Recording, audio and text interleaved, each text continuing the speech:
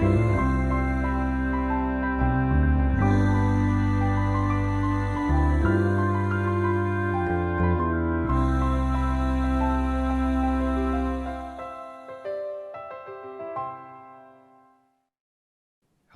and welcome to Book Circle. I'm Earl Weinberg. This time we will continue our reading of Over the Gate by Miss Reed. We are currently learning the history of the lady to move in across the street from Miss Reed, one Elsie Parker, who was a nurse in London during World War II, but after the war has decided to come back to Fairacre, settle down, and find a husband. But this is after a war, and the field is sort of thin.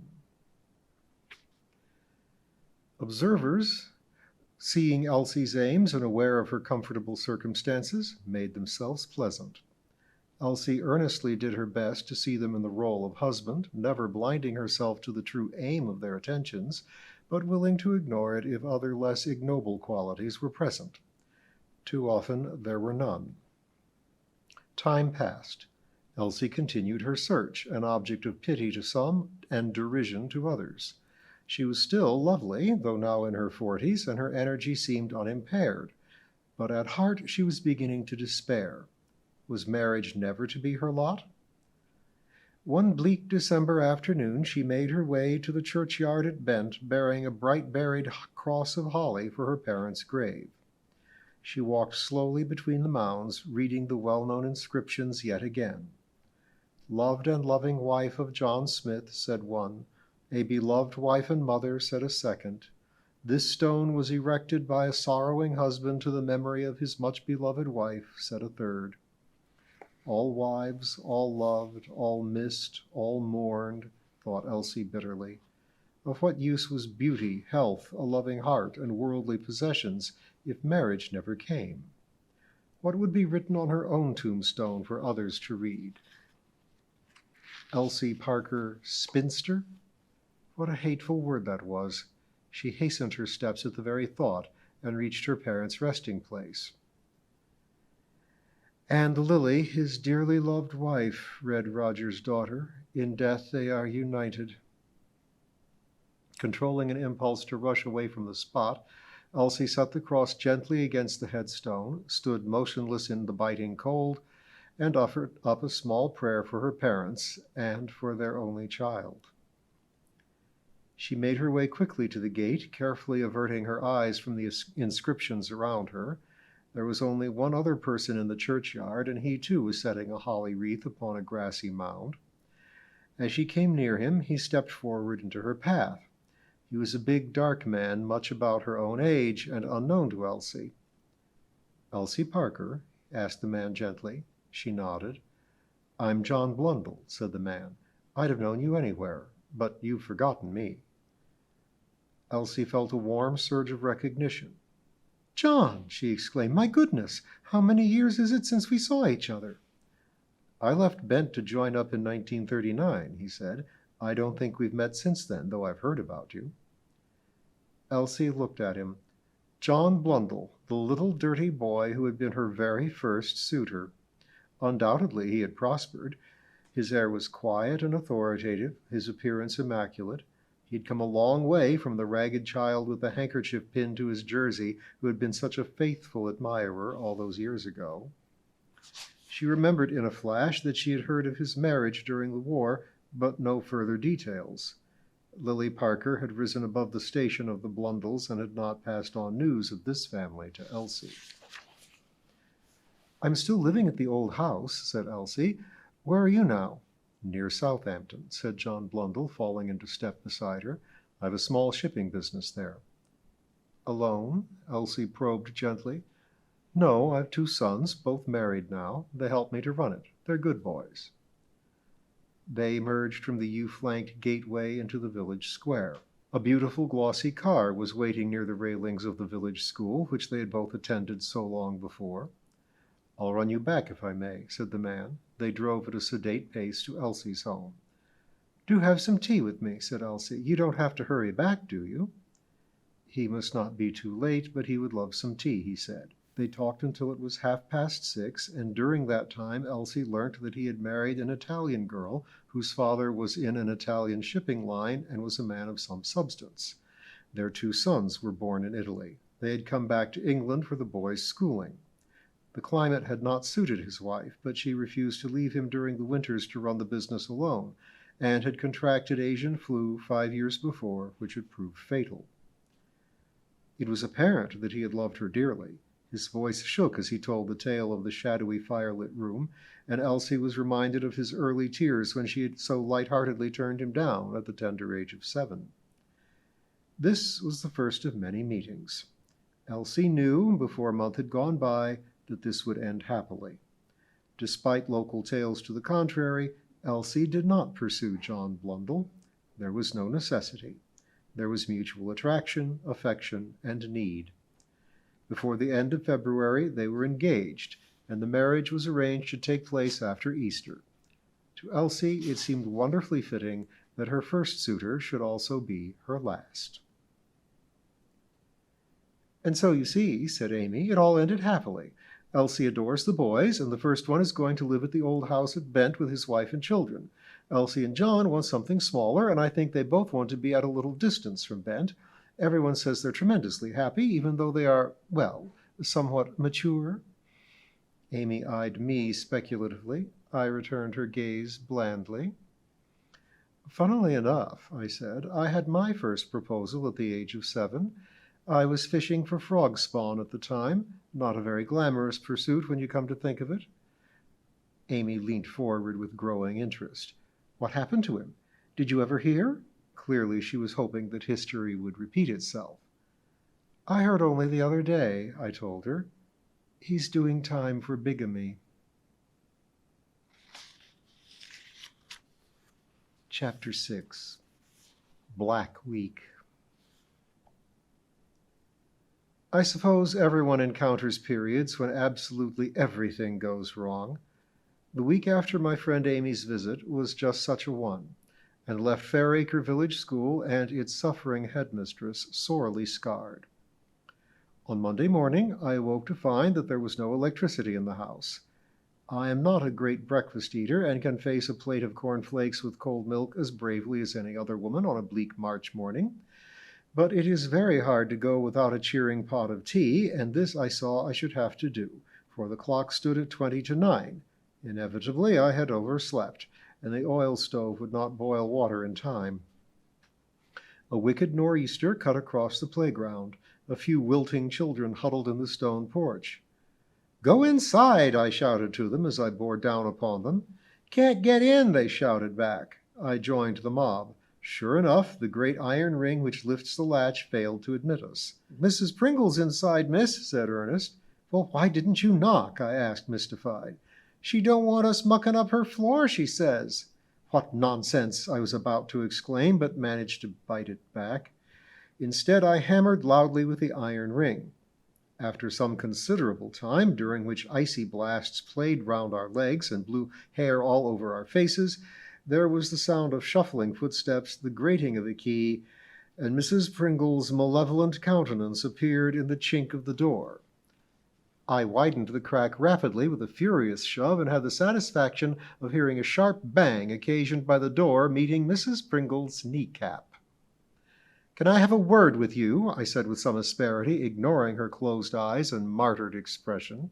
The children surged past us to their pegs in the lobby, and I went through to my room, followed by Mrs. Pringle. As I guessed, her limp was much in evidence. I hoped that this time the affliction was genuine. Judging by that crack on the kneecap, it might well be. "I have asked you before, Mrs. Pringle," I began in my best schoolteacher manner, "to leave the door open when you arrive so the children can come inside. It isn't fit for them to be out in this weather." Mrs. Pringle arranged a massive hand across her mauve cardigan and gasped slightly. She replied with an air of aggrieved dignity. "Seeing as the lobby floor was wet, I didn't want the children to catch their deaths in the damp atmosphere," began the lady, with such brazen mendacity that I felt my ire rising. "Mrs. Pringle," I expostulated, "you know quite well that you locked the door because you wanted to keep the floor clean."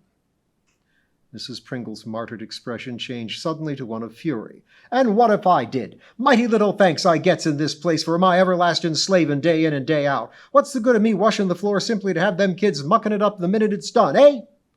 Fists on hips, she thrust her face forward belligerently. "And what's more," she continued in a sonorous boom audible to all Fairacre, "you've no call to give me a vicious hit like you done with the door. My knee's almost broke. I could have you up for assault and battery if I was so minded." "I'm sorry about your knee," I said handsomely.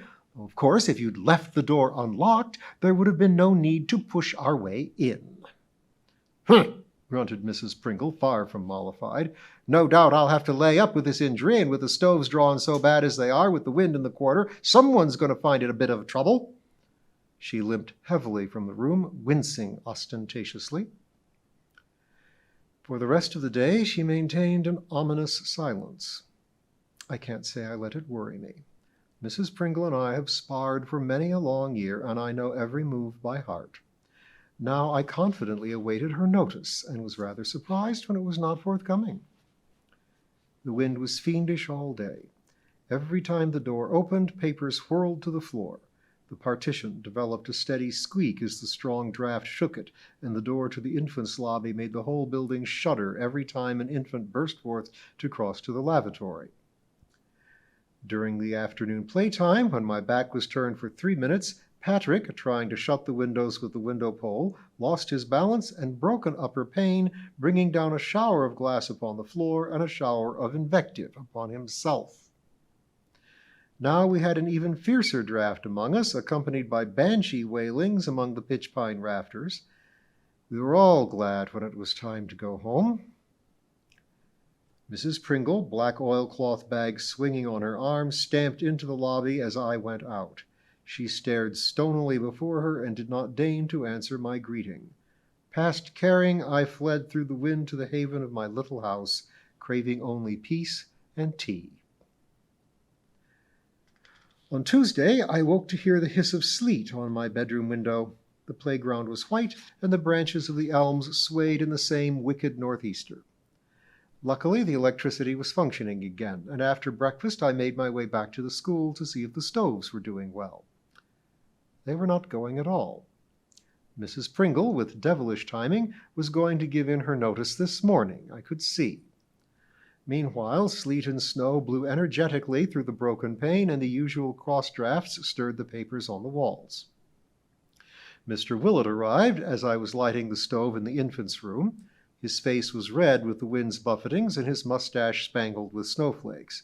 "Here, I'll do that," he said cheerfully. "They tell me your ladyship's gone on strike again." "I'm not surprised," I said, and told him about yesterday's fracas. "She's a tartar," commented Mr. Willett, "but never you fear, we'll manage without her. Soon as these here stoves is drawn, I'll paste a bit of brown paper over that there broken window. Best tell the Caxley folk to come and do a bit of glazing, I suppose. That's too high for me to manage this time." The children arrived. Ernest handed me a note. The handwriting was Mrs. Pringle's. "Am laid up with my damaged knee," it said. "Doctor is coming today and may say give in my notice. Will let you know. Matches is short. Mrs. Pringle." Matches were not short. They were non-existent, as I discovered, but by now the stoves were going in a sullen black mood, and little puffs of smoke occasionally escaped from them.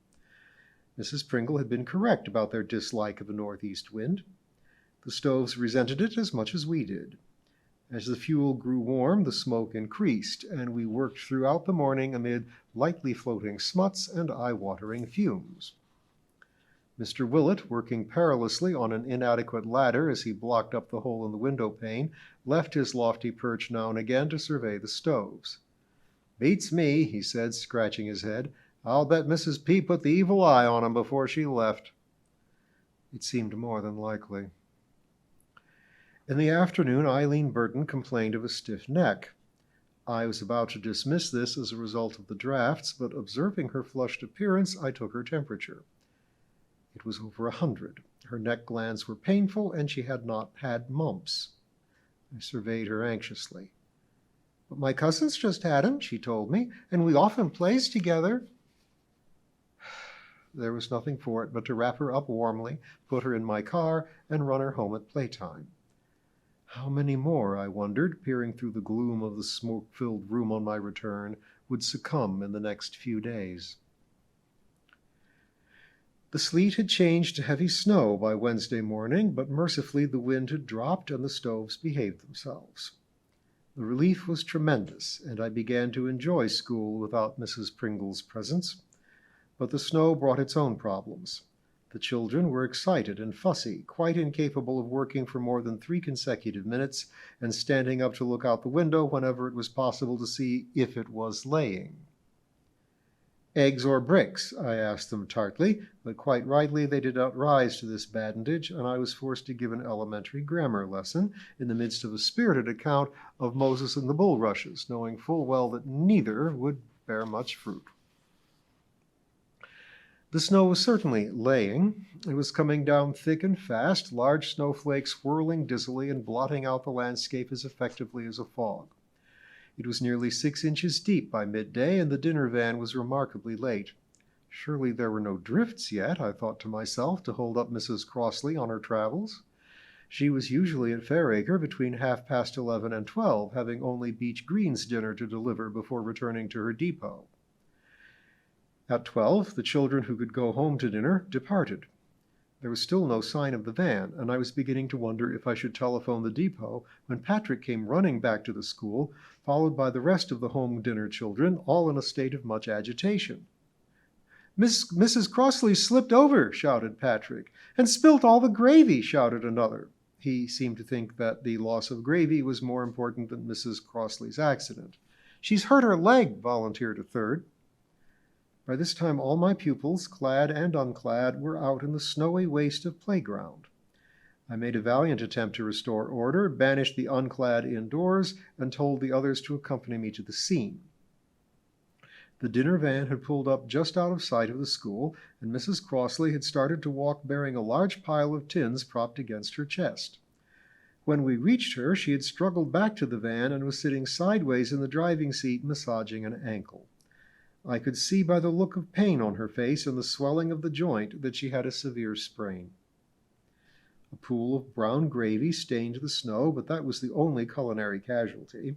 2 of the bigger boys carried Fairacre's food into school, while poor Mrs. Crossley hobbled to my house, supported by 6 anxious children and me. She lay on my sofa looking very woebegone. "So silly of me," she said, near to tears. "I must have stepped awkwardly on a hard lump of snow. I couldn't see over the tins." "You stay there," I said, "and I'll give you first aid in 2 shakes. In the meantime, drink this." I poured out a tot of brandy. Mrs. Crossley shuddered. "Knock it back," I said firmly, tucking a rug over her. "I'll just see that the children aren't throwing the dinner all over each other, and I'll be back." As is so often the case at a crisis, the children were behaving in an exemplary manner.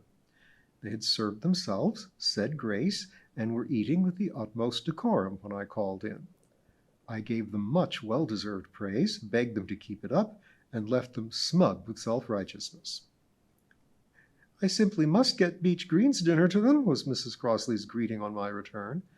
"I'll ring Mr. Annett," I assured her, "and he can come and collect it. But let me see to this ankle." "Oh, please," begged Mrs. Crossley, "do ring Mr. Annett in the depot. I shan't have an easy moment till it's done."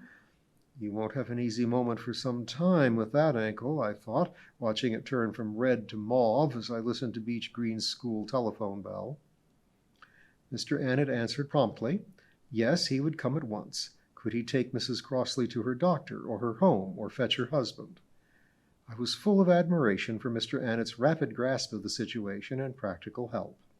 But Mrs. Crossley, from the sofa, preferred to rest for a little and to stay where she was.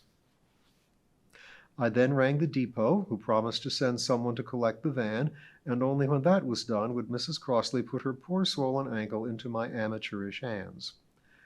By the time I had strapped it firmly, made her some tea, and promised to run her back after school, it was time to go back to school. The classroom was beautifully quiet.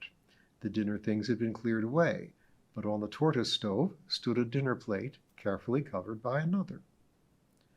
Ernest lifted it from the stove with the folded duster and placed it reverently before me on my desk. "Been keeping it hot for you, miss," he said. and it was only then that I realized I had missed my meal. I lifted the lid. The gravy had dried to a papery skin, and the slices of meat were curling with heat. It all looked horribly daunting, but touched by the children's kindness, I bravely took up fork and knife. Watched by their solicitous eyes, I ate my dinner thankfully. The snow did not cease all day, and I drove Mrs. Crossley home after tea through a positive blizzard. Luckily, the roads were passable, and I was soon home again. There was still no word from Mrs. Pringle, and I could hear Mr. Willett manfully filling the Coke buckets as I put the car away. What would Thursday hold, I wondered, as I plowed through the snow to my front door? Well, we'll find out about Thursday next time.